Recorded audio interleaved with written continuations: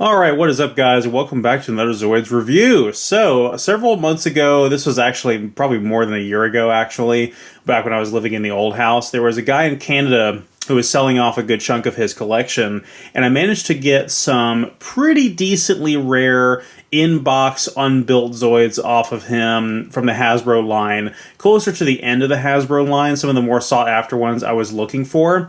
And I did recently, I say recently, but it was about 6 months ago, build those on stream. And so that included the Energy Liger, as well as the subject we have here today in front of us, the Liger Zero X. So this essentially is the cast armor system designed for the Empire Liger Zero, with which we just recently got an HMM version of. It was a Koto Store exclusive in 2019. And then they just announced that they're going to be doing a wide release of the Empire Liger HMM as a Markings Plus version. And they're going to be doing an HMM Liger Zero X cast system customized parts kit to go with it. So we will eventually have an HMM version of this, but I wanted to go ahead and do the review of the Hasbro motorized version and talk about it. Because interestingly enough, as much as the Liger Zero was the cash cow for the series, the Liger Zero X never appeared in any of the anime. Instead, it was purely exclusive to the battle story as well as the video games. So we'll kind of talk about that a little bit. So this is very relevant to the story of Zoids vs. 1, and is also the most powerful Zoid in Zoids vs. 1, and can easily just sweep anything in that game. And I just recently did the tier list video for Zoids vs. 2 and mentioned that this was probably in the top 5 most powerful Zoids in that game as well. It's easy to see why when we get to its abilities, but I'll get to that here in a little bit. As far as the battle story goes, so you kind of have to take the broader context of the Liger Zero into account when you realize what's going on here. So the Liger Zero was originally being developed by the Gylos Empire in the battle story, and the Republic forces actually stole the original prototype of it. You can thank Ray Gregg for that. And I believe that the artwork that is featured on the Empire Liger HMM, the Sturm Tyranno HMM, as well as the Shield Liger DCSJ and the new Gun Sniper kit that just came out, all feature this event from the battle story. But I could be recalling that incorrectly, but I believe that's what they're trying to imply. Republic forces break into the Imperial Research Lab and steal the Liger Zero prototype and start reverse engineering them into their own Liger Zeros.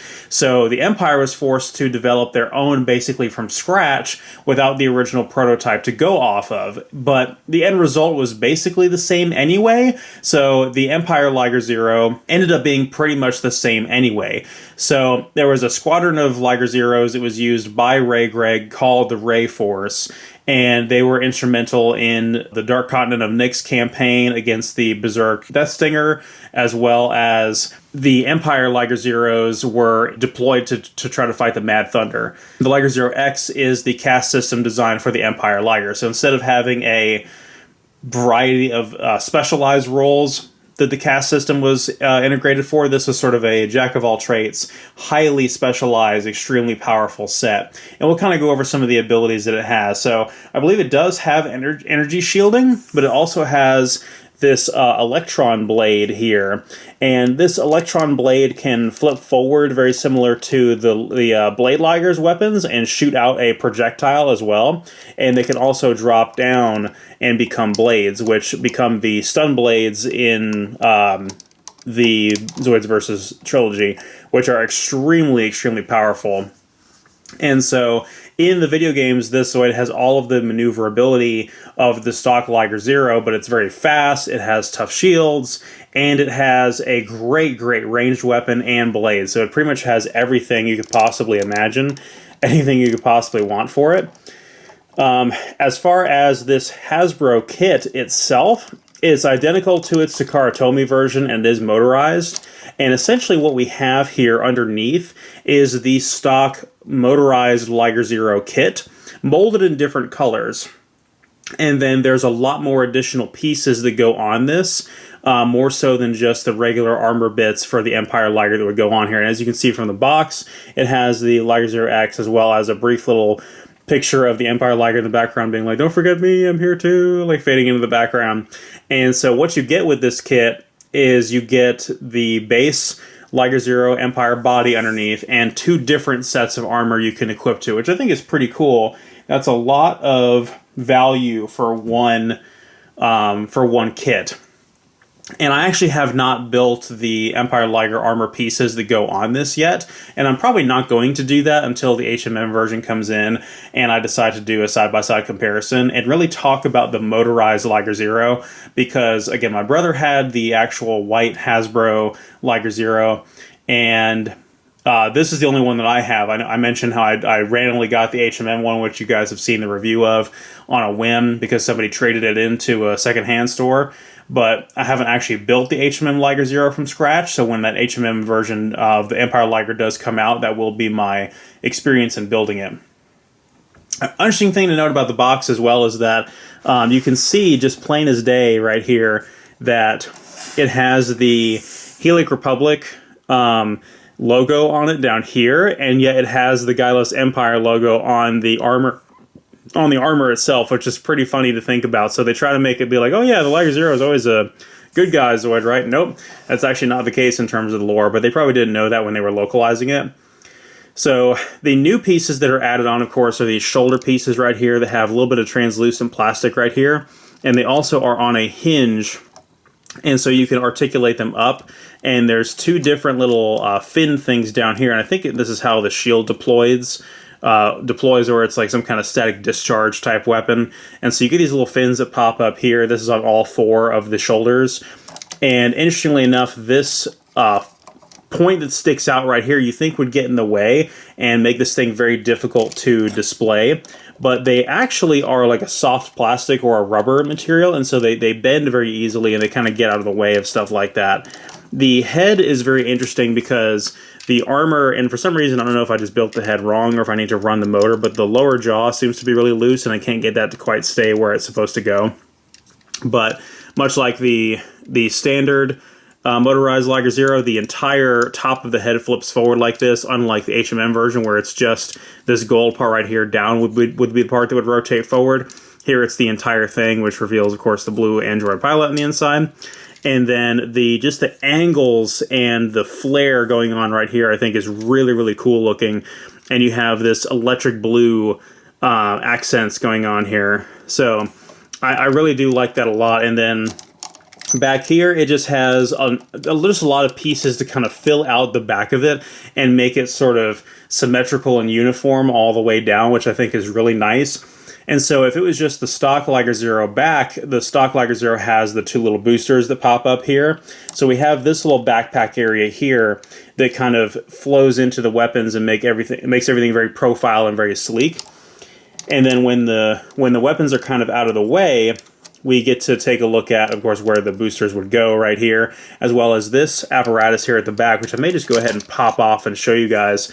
So this is a really interesting piece that doesn't really do a whole lot, but it kind of just adds so much more flair to the look of it, and it has these molded in sort of gold plastic pieces that just spin freely where they are right there, and I'm assuming that's meant to generate some kind of energy for the, either this, like I said, the static discharge or the what do you call it, the electron blade type weapon. Something interesting there as well, I don't know if you guys caught that, but when I took that piece off, the tail just sort of dropped down, and the tail is not on a like ratcheting joint like the Shield Liger or the Blade Liger. The tail is just sort of on a hinge in there, and it just swivels back and forth. But when I took this piece off, it lost all of its tension and just kind of dropped down like that, which was kind of interesting. Underneath of this little tail bit here, you can see is the red Empire Liger tail underneath. That's one piece that remains exactly the same, even if depending on which armor set you're going to equip. But yeah, I think it looks awesome. I think it looks really badass, and I'm pretty happy with this kit. I'm very much excited to show this next to the other Liger Zeros and just the other Ligers in general. I wish there was a little bit more to say about it, but definitely check out my tier list for Zoids Battle Legends if you want to know where this thing places, and I'm probably going to do some gameplay of Zoids vs. 3 very soon. I don't think there was any crazy variants of this kit in Japan from what I've looked up. There was basically the 1999 NJR version just like this, and then there was 2 different print runs of it for the Hasbro line. There was the one with the green box, it was very similar to this, and this was sort of the 2003, 2004 line for this box right here. This was like towards the end, towards the Fusers era.